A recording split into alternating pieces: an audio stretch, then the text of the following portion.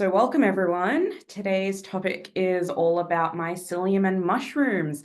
Today we've got a really awesome panel of 3 founders and 3 startups looking at mushrooms or have or currently and in the future.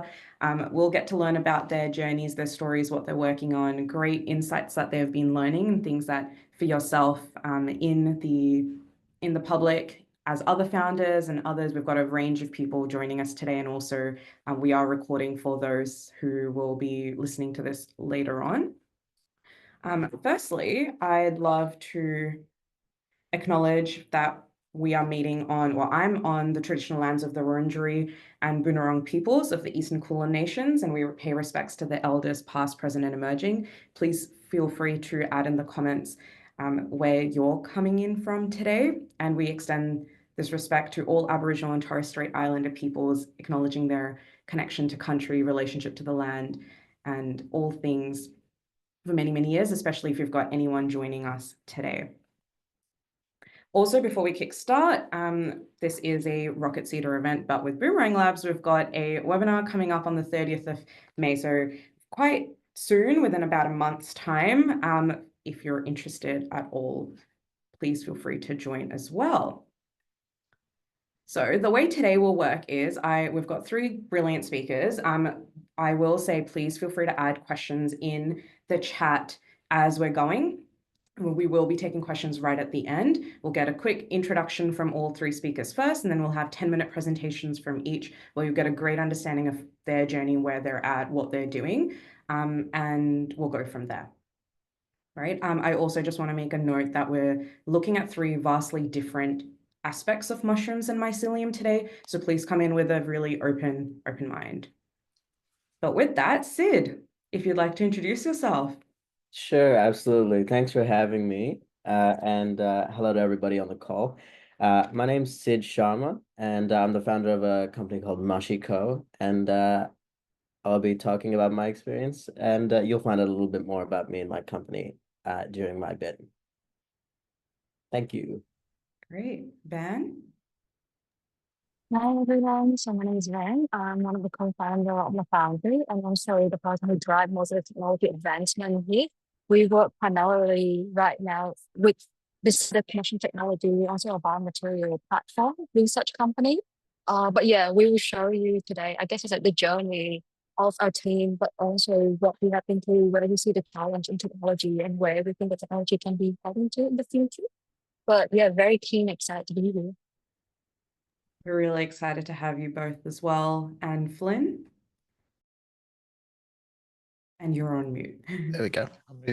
Hi, everyone. I'm Flynn. I'm the founder of Spore, a biotech company focused on taking waste and using that to make regenerative and plastic alternative products. I'll be today is kind of really focused on one of those products and like the journey of pulling that together. Amazing. That sounds really good. Well, would love to kick off with you, Flynn, if you're ready to share your screen. Yep.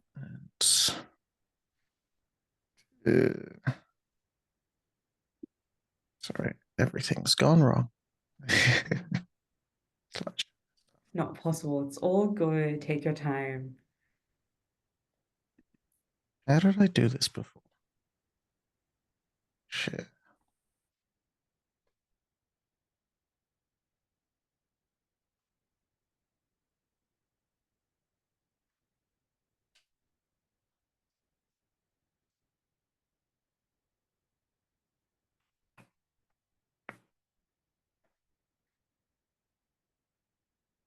There we go. Is that up? That's perfect. Cool. Oh. Yeah, so my presentation is mainly focused on Hypertect. It's the first product we're kind of working on. It is a animal shelter based around mycelium, basically. So I'll do a quick run through of what is mycelium for anyone that doesn't really know. Mycelium's the web-like structure from which mushrooms emerge. It's this tiny web or this vast web really of these tiny little threads that kind of make their way through substrate and inform all life on Earth, basically. So I like to think of it as where trees have fruit, mycelium has mushrooms.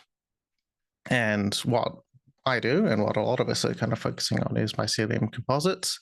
This new wave of material that's biodegradable, lightweight, strong, fire resistant. You can do all sorts of stuff with it, like packaging and furniture. So for Hypertech, the project intent was take waste. In this case, originally it was textile waste. Now we're focusing on wool and brewery waste, turn it into a mycelium composite product, and then use that to protect wildlife. So the problem that exists at the moment is when a fire sweeps through an area, it kind of takes out all the underbrush that the native animals need to hide from introduced predators like cats and foxes. So current solutions that exist are these kind of like chicken wire tunnels that are put out after a fire's happened, and so the animals can, when they come back, they have a space to hide from the predators. So when I was looking at this problem initially, I was like, okay, I know that mycelium is biodegradable and fire resistant. What's a good area to focus on? So I found this, which is like really ideal for the use case of the material. So basically the idea is that we have the shelter, we deploy it before a fire occurs, wildlife then, the fire then happens or doesn't happen. And then when the wildlife returns, it has a safe space to interact in the environment as it normally would before eventually the shelter biodegrades.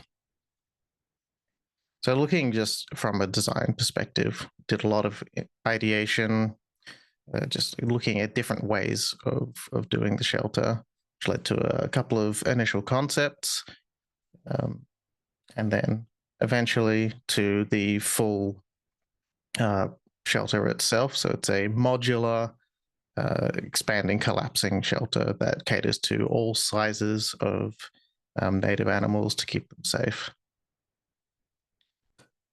Quickly talk about how mushrooms work. So they're neither plant nor animal. They take in CO2. They're a bit weird. They confound all science basically before we started really looking at them.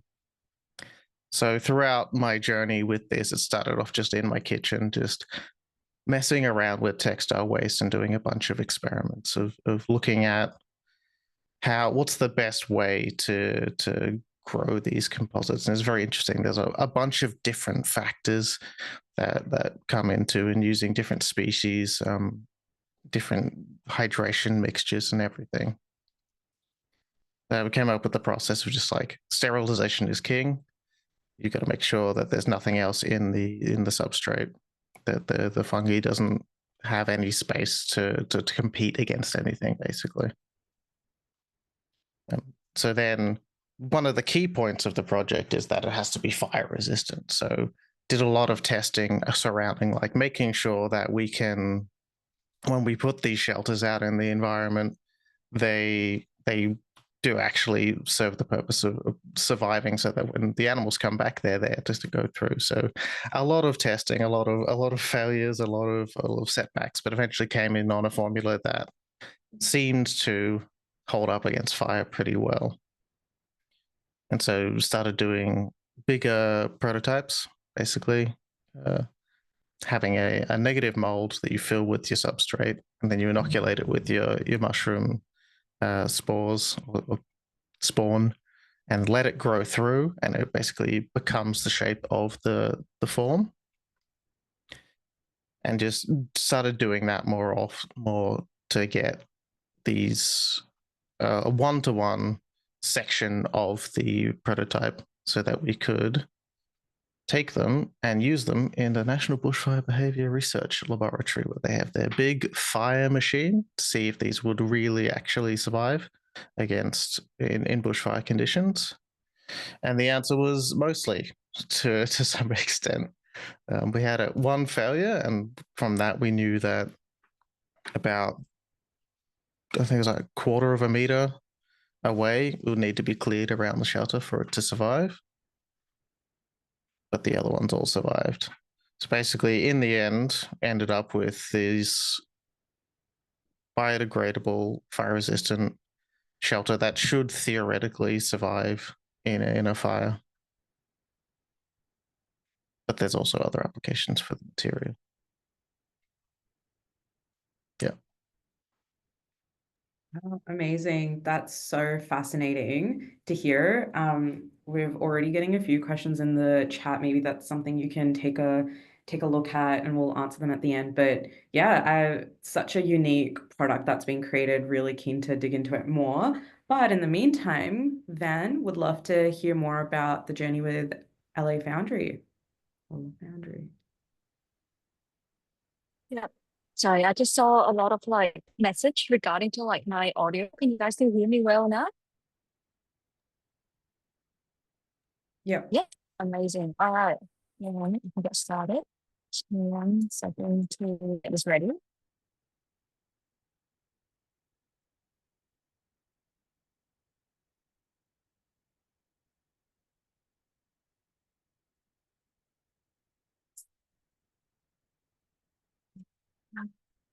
Full screen.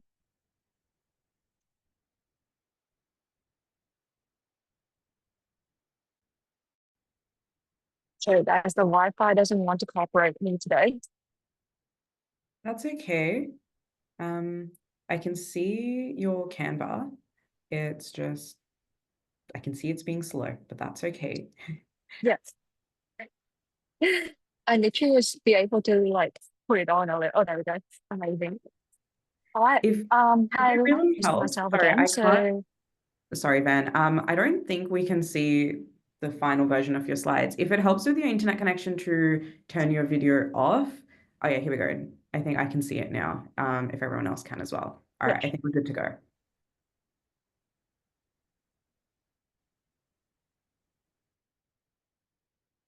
Yeah. So sorry about this, guys. Wi-Fi in Sydney has been a bit on and off with me. But yeah, can you everyone hear me well? Yes, we can. Thank you. Amazing. All right. Let me get started again. So hi everyone. To everyone that didn't catch me earlier. So I'm Van, one of the co-founder of the Foundry. I also the head of innovation, I guess like research and development in the Foundry as well. The whole goal of the Foundry itself is right at written in here, and we also have so you guys can go and look at us. So we're hoping to creating sustainable solutions for generations to come. And our goal is similar to Flynn, converting waste material to replace unsustainable single-use plastic from the world. The way that we come up with this whole things and the idea was that um, we work a lot with farmers, we talk a lot with farmers, and we understand Australia have an issue when it comes to waste biomass, especially coming from it's not we're not talking about crop waste or food waste in here, but we're more looking at the lignocellulosic material coming out and left over on the field. Usually, most of them can go back to be compost, but we do see a better value that these materials can provide. Generally, annually, an Australian farmer will produce more than 15 million metric tons of these waste biomass, which is not utilized commercially. And this you can imagine is as like tree bark, sawdust, or even a lot of the gas we've been using here too. And another thing that we saw that having a problem right now in the market is that there's a lot of expanded polystyrene that's being produced each year, but at the same time, very little amount of it is getting recycled. So according to statistics, 15 million metric tons of expanded polystyrene produced, but less than 1% of it getting recycled. Where did the 99% go? Usually end up in the landfill or even in the ocean. We see that like the first problem that we're presenting here can be used to solve this problem by creating a better material that can replace expanded polystyrene. And that's how the first version of the Foundry was created to create composite foam using the Mycelium.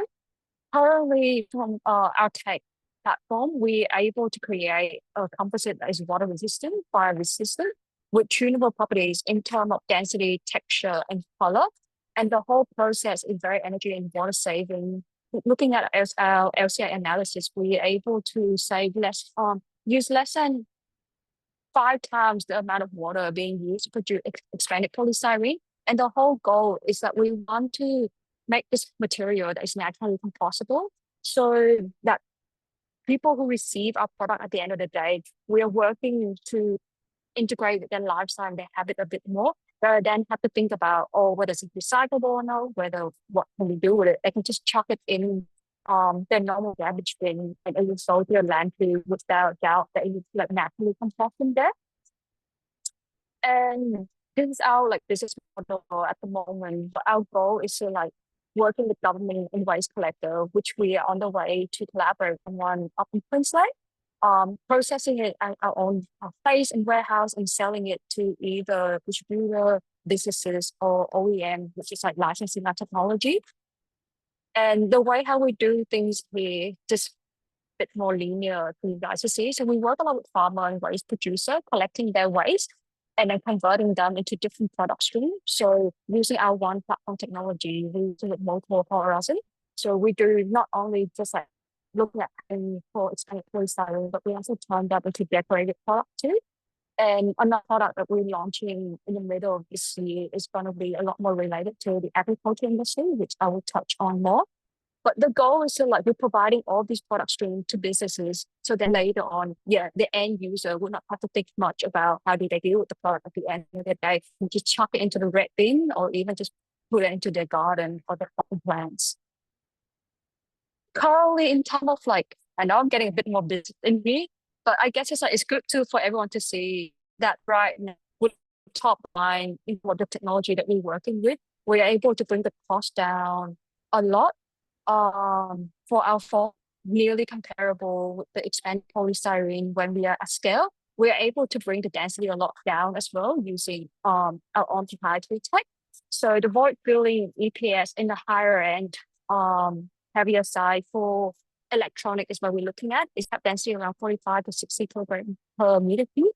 Our one at the moment is 70 to 90 kilograms, so it's getting really close. We also have waterproof ability in terms of energy and water saving. Definitely our one take less. Because with Mycelium, if you think of it, have anyone in here ever make bread or like have their own sourdough yeast before? Yeah. So the whole process is quite minimal. So you just like technically have your own yeast and you just eat it like with flour. So the same thing applied to us with our agricultural waste, which is like act as a food source. Some water, giving it some food, and then it can grow inside the garden because it's just mushroom. Then the whole process is usually done quite fast. And the whole thing, negative as well. At the moment, the whole process, Flynn is already go through it, but I just want to highlight there's a lot of like stake involved and the improvement that is at different stages of this whole growing process. So a lot of people have been able to use different type of mushroom, different strain to make it grow on different organic ways or inorganic ways. We have seen mushroom being grown on plastic or even grow on cement and all that stuff. In terms of treatment, it's very important that like you get really good clean material coming back in. You can either using steam, heat, or chemical to treat your waste. Adult people in here then will go to a homogenization process. Homogenization in here just means that like how do you mechanically treat your waste to get certain sizes and just make it uniform. So people use blender, grinder, or milling. And in terms of inoculation, what Flynn has been using right now, we call it a solid state fermentation, where the mushroom grows solidly, like in solid form in material. But the another way that people do this inoculation is through liquid state fermentation, which where you see a lot of like the mushroom leather we come from. There's been a lot of like innovation in these two, which I will touch on. And at the end of the whole growing process, you have to treat the material. So it just inactivate the whole mushroom inside that's growing into the material to make sure that like nothing will grow later on. Because it's very important that like the moment that like, the mushroom form, what we found that there's a degradation in terms of their mechanical properties. So once the whole mycelium have it fully inoculate the material, as it starts fruiting, it then cannibalize itself to like create more spore and then spread its seed around. So we want to stop that. So before the mushroom happens, you either dry it, heat press, cold press, or chemically treat the material. And in the Foundry, where we try to innovate is in terms of like our homogenization process and the solid state fermentation. Due to the fact it's very aptly protected right now and we filing for full patent, I can't go too much deeper inside, but happy to discuss wherever I can later on in Q&A. And yeah, want to touch on term like the fermentation technology. So I told you about the solid state and liquid state are in the inoculation part. So to make it more easier to visualize, so in terms of like solid state inoculation, you usually have just like solid substrate, right? And you grow the mycelium on top. Or but then like in the form, you usually create a very nutrient rich liquid that usually have agar, peptone, carbohydrate in there, and then you start participating in the seed of mycelium, and then grow on this liquid substrate, usually on top of the surface, where they have more exposure to the oxygen. And we have seen plant coming more and yeah, in terms of it's just like production. Usually in these two form, well and liquid, they most likely in a batch form. So this one at the moment, I think as we see a lot of innovation happen in that space. And what we're very excited about right now is another company, which is like the father. Oh no.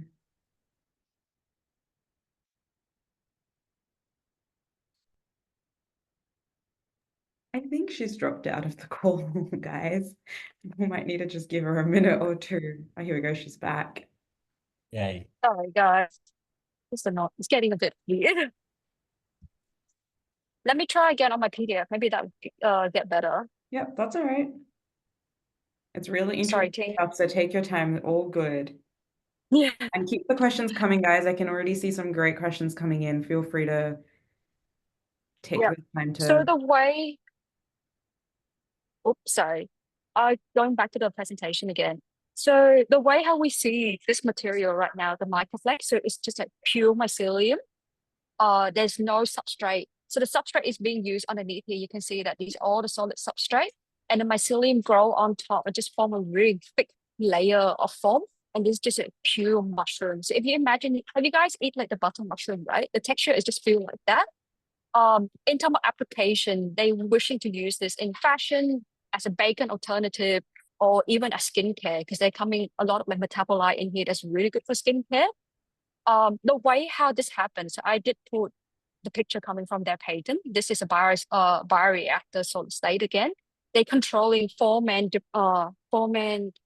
factors. First of all, most important thing is CO2, temperature, humidity, and then nutrient by adjusting the CO2. So the way I think is I want you guys to imagine this. A mushroom, they grow under the ground, right? When it grow under the ground, there's not a lot of oxygen in there. So what Ecovative has been very smart about is that like, let's replicate that. And then how about we pump it up, like increase the CO2 content really high up to trick the mushroom thinking that like they're still under the ground. Because once they're under the ground, they're trying to spread as much mycelium there is around to reach the surface where there's high oxygen in there. So by increasing the CO2 content, they tricking the mycelium, the mushroom to produce a lot more mycelium, hence the biomass becoming this thick. And then the temperature, keeping it very low, high around 28 to 30 degrees to increase in the metabolizing process. You also want to have high humidity, and then regularly they also will spray nutrient as well to accelerate the growth rate. We see this to be very promising in the technology, because I think that's like it grow really fast. From what we looking at the patent, it's like up between 4 to 5 days, which is cut down half of the time most of the technology available on the market is. And it's also, I guess it's like looking at where they want to apply this technology in terms of fashion and skincare. There's a lot more good profit margin that they can create a lot of profit from.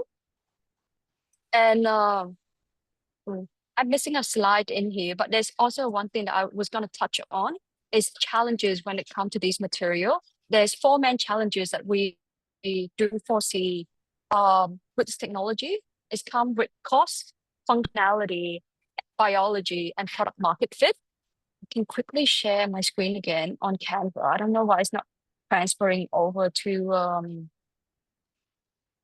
my PDF. Can you guys see this? Yes. Okay.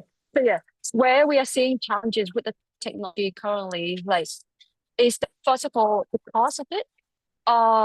This material, you take a really long time to produce, and you can also just mainly limit it doing it in batch quantity. So that does take a lot of space, and you want to produce a lot of it.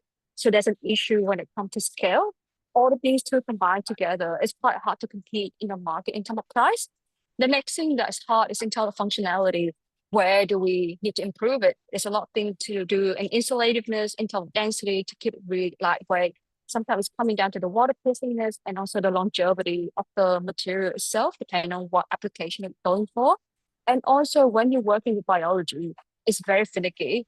It's easy to get contaminated. Sometimes it's not growing fast enough, and all of that affecting the cost in the end of the day, which making it quite a challenge when you work with this material.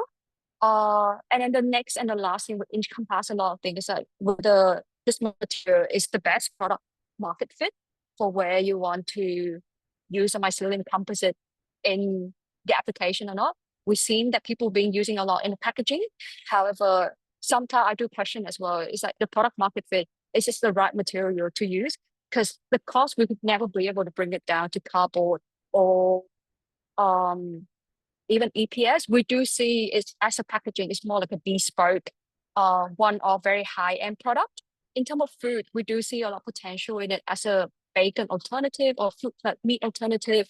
Construction, there's a lot of like potential in this area. But however, we're looking at in terms of like functionality, construction require the material to have long longevity with more than 20 years of longevity in most of the scaffold and building. So we see a lot more of the material being used in the, I guess, decorative or like even the exposure rather than in the scaffolding.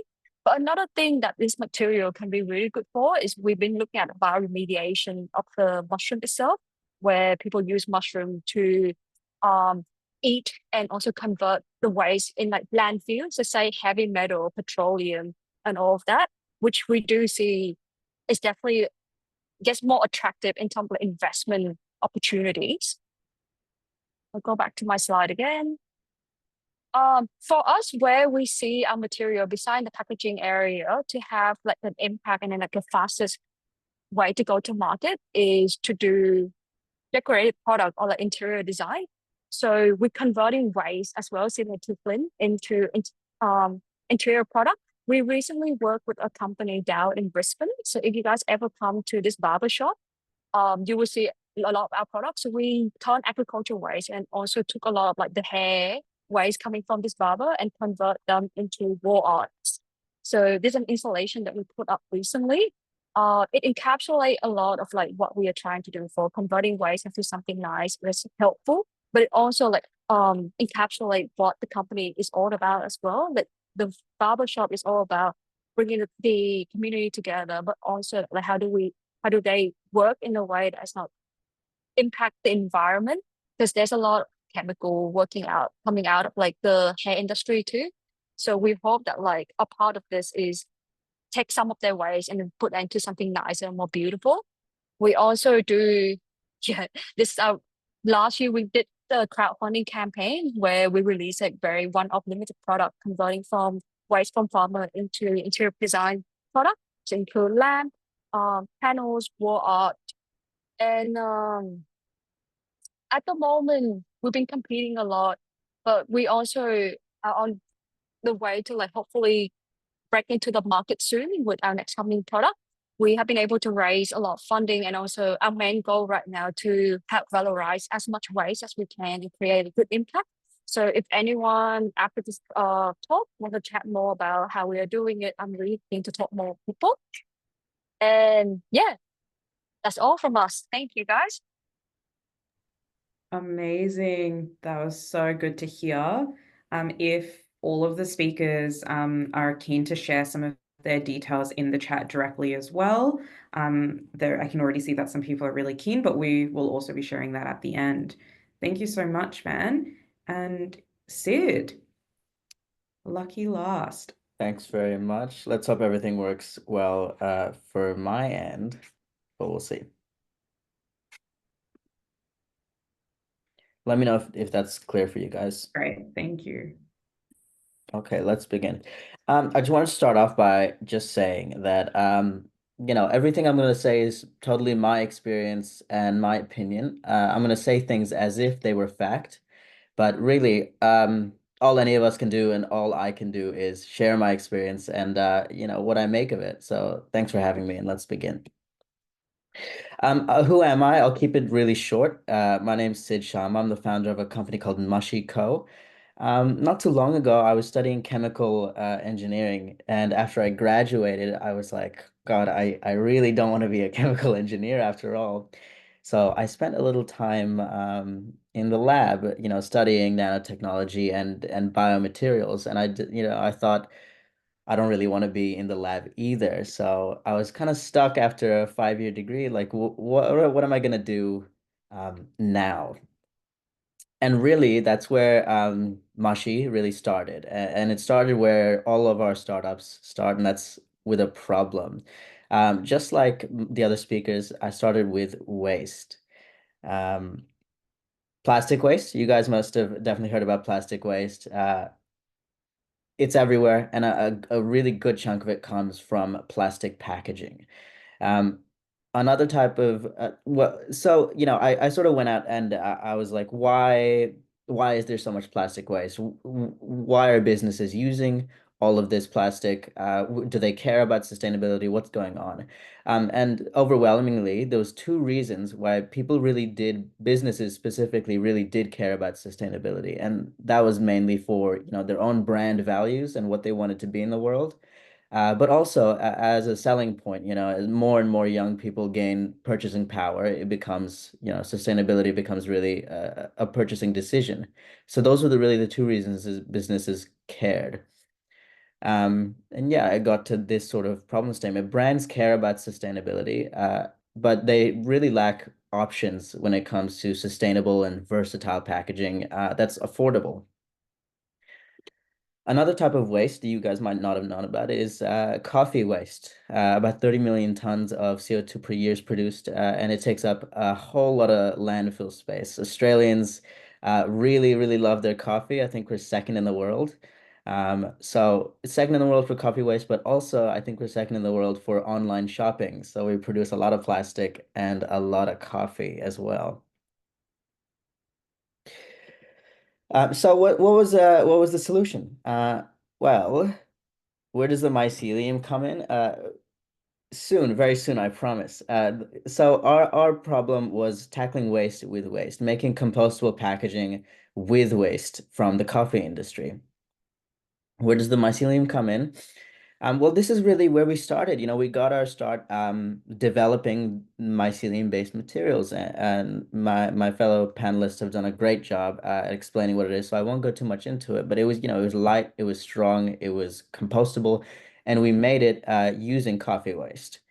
From that, we were lucky enough to go into our first real accelerator that had some equity involved, and it really thrust us into the real world. We even had a project with CSIRO going to further innovate on some mycelium stuff. But very, very early on, we started entering, sort of from the lab space into the real world, and problems started arising very quickly. Before I get into what those problems were, I want to take just a little step back. IKEA plans mushroom packaging, Dell to grow mushroom packaging. We see these headlines all over the place. All these companies, MJ Bale, and so many companies using mycelium. But mycelium has been around for about 20 years. So where is it all? Where is all of our mycelium packaging? Where is the change that really we've been promised? These companies, in fact, I reached out to them, and none of them are using mycelium packaging today. So really, I think it's prudent to ask what's happening, what's the problem, and where are we at today? So this is the problem that we ran into very, very quickly when our orders started growing from, a couple hundred to much greater numbers, and scalability was the problem. And a lot of people stop here at scalability. I wanted to really dig in and, scalability isn't like a black box. What do I mean here when I say scalability? So let's talk about scalability really comes down to, can you deliver a product within a competitive time at a competitive cost for a particular quantity in your market? That's very specifically in your market. Scalability may mean very different things in other markets. So in packaging, which we were doing, let's dig into that just a little bit. So what's the problem with lead time? So this is a molded technology, but unlike a lot of molded technologies, each mold needs to stay with the unit until it grows. You can do that. You can increase the speed by increasing the number of molds. You can make 2 molds in 2 weeks, grow one unit in a week, grow another unit in a week. You have two, or you could have 2 molds and you could make 2 units in that same 1 week. That becomes a problem when you start going for 10,000 units, 1 million units, right? The necessity for molds becomes massive. You can't just do 100 molds and make 10,000 units. It'll take way too long. So you need the mold price increases. And what that means is that at larger scales, to stay at a competitive lead time, you need more molds, you need more labor, you need more space, and really particularly, you need larger heating and drying operations. All of these bottleneck the operation. And really, this is the main thing. It comes down to price at quantity.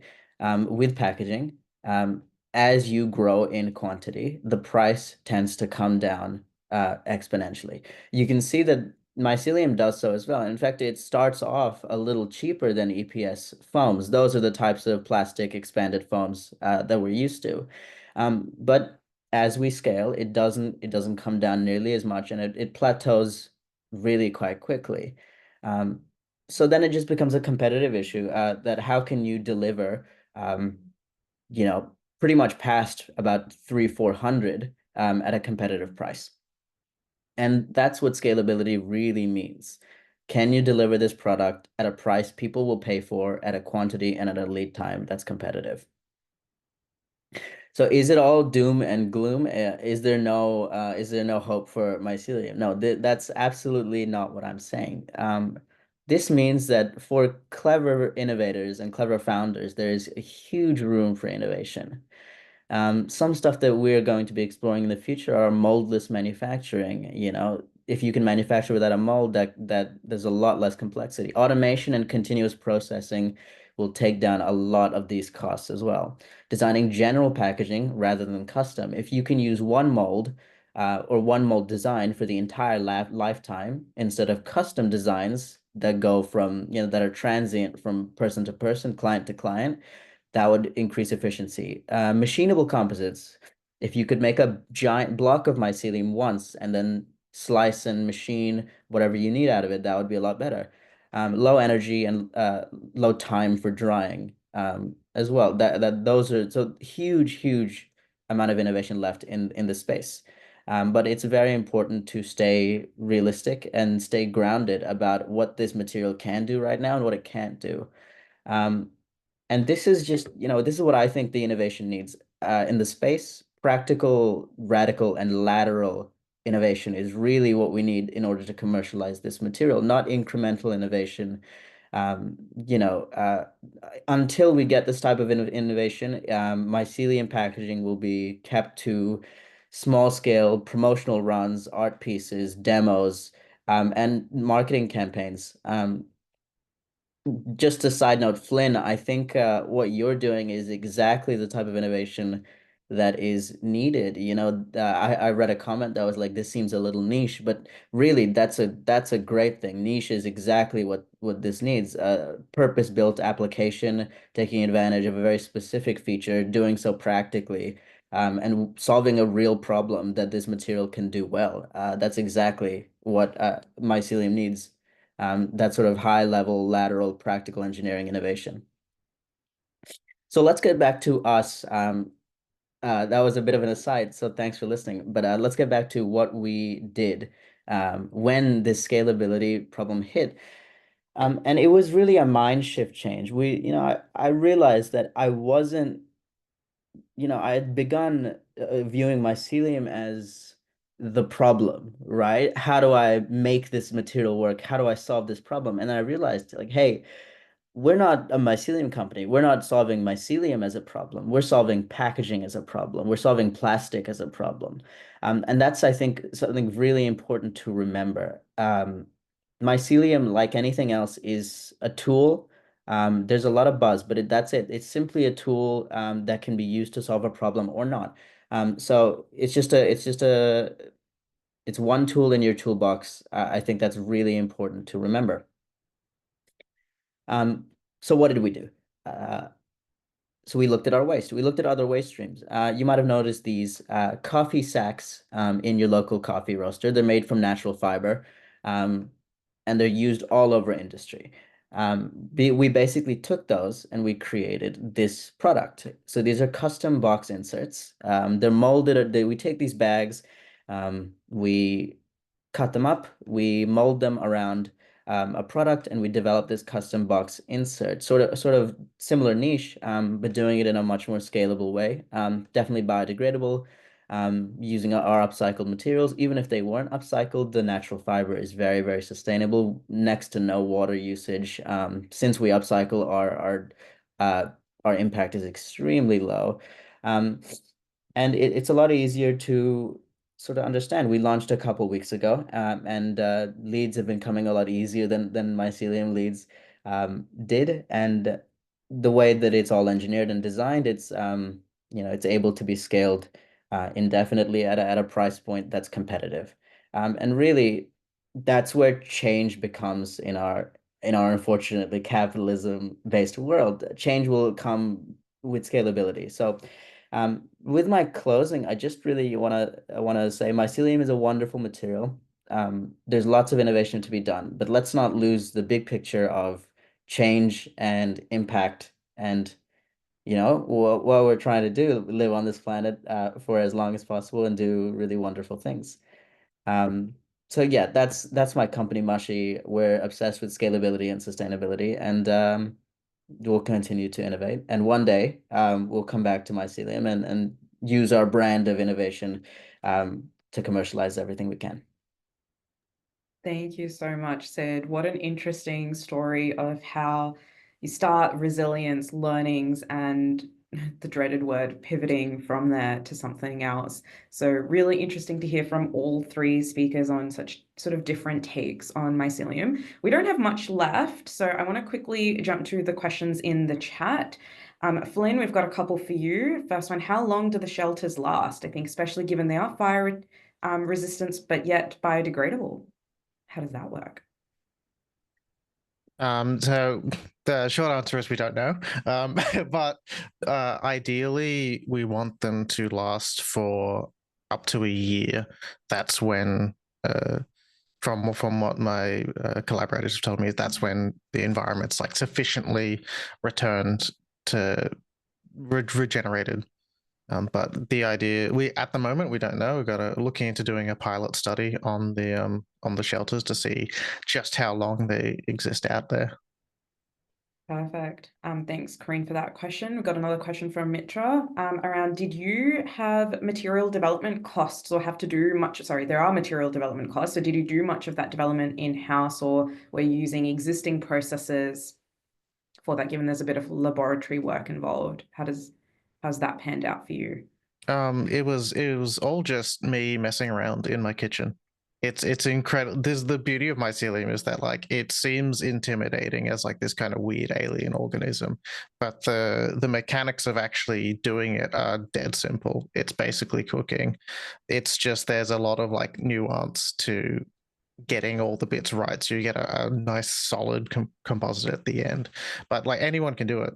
It was just me messing around in my kitchen for months, figuring out what the ins and outs and the best practices were of it, and then just doing it basically. That's awesome. I love that. True, just inventions happening. And on that note, please feel free to keep adding more questions in the chat if you've got ones. But after I go through these, we will open the floor for just a couple of minutes. I think the next question is for Van, also from Mitra, around how different is it for your customer who wants to apply your product rather than use polystyrene, for example, for a molded package? Do they supply you with the mold and then you manufacture the packaging? So for us right now, in terms of packaging, we definitely see do it quite small scale. With the mold, it would be great that like they supply us a mold, but we also do the designing of everything for them as well. In the way that we know the material can grow well and perform well in to protect their stuff. But yeah, we will like create the mold and then we don't contract manufacture at the moment. Everything is still producing in-house. We do have a space to do all of this. But if in the future, I do believe like what Sid said earlier as well, what we're doing right now is a moldless packaging at the moment where we're focusing on producing sheet and then like, cut it out accordingly to shapes. And we find that's going to save us the most cost and be as scalable as we can. Okay, awesome. And for Sid, we've got a question here on, did you hit scalability constraints with the substrate? For example, are you still using, well, I kind of know what, I guess that you're not using coffee grounds anymore, but regardless, the question being, if you're still using coffee grounds, then would have thought supply few orders of magnitude too small for a scalable business. Yeah, right. A good question. Absolutely. And we're talking about the mycelium here. Yeah, absolutely. I think it would have been a scalability concern. The problem is there was a lot more fundamental scalability concerns, regardless of what type of waste stream you're using with mycelium and packaging. And that, that comes back to the competition of price, multiple massive bottlenecks. Yeah, I mean, it would have been it totally would have been a scalability concern if we hadn't run into more fundamental scalability concerns with the technology. Awesome. With that, if anyone's got other questions, I'm happy to open the floor and you can either put your hand up or just ask the question outright, either to all. Yeah. Go for it. So my three questions were somewhat related, and it seems to me from the answers I'm getting, especially from Siddhartha, that nobody's yet got a process that somebody who needed packaging, as opposed to someone who wants to go and develop mycelium, could just go and use. And that's like, I've been seeing this around for 15 years, and it just doesn't quite seem to get to the point where someone can go out and use it. I kind of have an answer. Oh, sorry. Was that a question from me? Sorry, what was the? Well, I mean, all of you came up with similar answers. Like Sid, you dropped using mycelium, and Van's moved from using molds to focusing on flat sheets. Whereas everyone, when I first heard about this right at the beginning, everyone was talking about molded products, molding packaging as a solution and alternative to the molded polystyrene, which is a bane of our lives, we know. But 15 years later, I'm still not seeing anyone who's really got a process that if I was a manufacturer, I could just go say, okay, we'd like 5,000 of these boxes to ship our product in. Well, they certainly exist. You could do that, but it would be severely over budgeted and probably 20 times, 30, 40, maybe even 50 times the price of competitors at that sort of scale. So, they exist. The problem becomes, do they exist at a price point where they're needed? And again, that's because of a massive amount of factors. That's because, the raw material costs are negligible, but processing costs are huge, labor costs are huge. Think about so most of these are oven dried.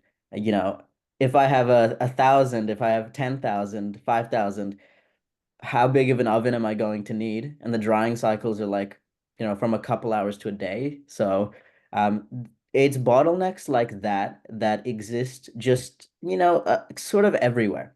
So unless innovation occurs on a more lateral level, to address really fundamental things about the technology, we don't need slightly faster mycelium growth. We don't need slightly stronger composites. We need a shift in the entire industry, which is on a very personal note, obviously, like two guys really invented this technology, and then it was a huge buzz. There was a lot of funding, and then everybody jumped on the bandwagon trying to develop up, instead of looking at, okay, maybe how do we step to the side? How do we, does that sort of make sense? Um, and I have my own ideas on how that lateral step might be taken. But I didn't want to go coming from the lab. I didn't want to go right back to the lab, so I wanted to commercialize something first, and then maybe step back, and develop some more innovation on that end. I'm not sure if that answers your question, but feel free to elaborate if you want anything else. No, that was really interesting. I also want to open the floor for Van if you did have a slightly different take or wanted to challenge anything or just share your perspective, given you're coming in from that research development side of things yourself. Yeah, no, I definitely agree with it for sure. There's definitely a lot of bottleneck that we need to address before we come down to, I guess, improve the functionality of the material itself. I do understand why there's not a lot of people. I guess it's like why 20 years and we don't see this material everywhere. I think that from the places where this originated and also the way how people will scale in this is definitely not the best way I think we have scale. I think that especially when it comes to Australia, if we want to produce and manufacture everything in Australia right now, especially when it comes to this mycelium, it's not going to be cost effective. You, in terms of like contract manufacturing, there's no way it will be cost effective if we do it in Europe, America, or Australia. I think the way how we look at it is that first of all, geography is just the best place to manufacture this thing. Second of all, in terms of scale and the product that they're looking for, I think that mycelium cannot be applied in all type of packaging. It definitely can only be applied in terms of like high-end, very protected. So if you think of like electronic or like even ceramic or glass up, where there's a lot of like profit margin, they can spend money for the packaging. Then there's another way that you can go with, but not all type of products require mycelium packaging. So there's definitely in terms of that model, there's like a smaller window where you can enter as well. And I guess since like this product is very it's a word. Sorry. Then all this product is like very expensive. Most of the time, company people they want to like protect them as much as they can. So they quite hard to like move toward innovation sometimes too. Those are the three things that I do notice as I doing our research and development. We see this model in. But as right now, we've been able to address one or few of them, and we hope that like if we can address a geography issue, like definitely not manufacturing in Australia, then you might be able to see a lot more of these material all around. But I do agree with Sid once again is that like product market fit and also scalability issue coming here. Maybe it's not good to like force this kind of material into our packaging. There's definitely going to be better product market fit for the mycelium composite. Thank you so much. Wow, we've had such a rich discussion and I've been really enjoying it. We've only got the last couple of minutes and we've got a really awesome announcement from Piers. Piers, if you'd like to share. Yes, thank you. And thank you to our panel today. It has been a fantastic discussion. I just wanted to say we have very excited that Rocket Seeder has formed a partnership with the City of Sydney to launch Rocket Seeder up into Sydney, and we'll be running a lot of face-to-face events over the rest of this year, and we look forward to offering innovation programs and entrepreneurial programs up here over the next few years. But to kick that off, we've got a launch event on Tuesday, the 20th of May. I'm looking at Taylor to make sure I haven't said anything wrong. And Taylor is magically going to put a registration form. So it's happening in Surrey Hills at Canva's offices. They've very kindly agreed to host us. We're still pinning down the details, but there'll be some fabulous speakers, some really interesting foods, and like-minded people. So if you're free on Tuesday, the 20th of May, we would love to see you there and get off Zoom and have a glass of wine together in person. So thank you. I'm going to hand back to the team, and I will leave you there and catch you at the next event, which I know Taylor's going to talk about, which is happening online as well. But hopefully we can see you in person on the 20th of May. Thanks, guys.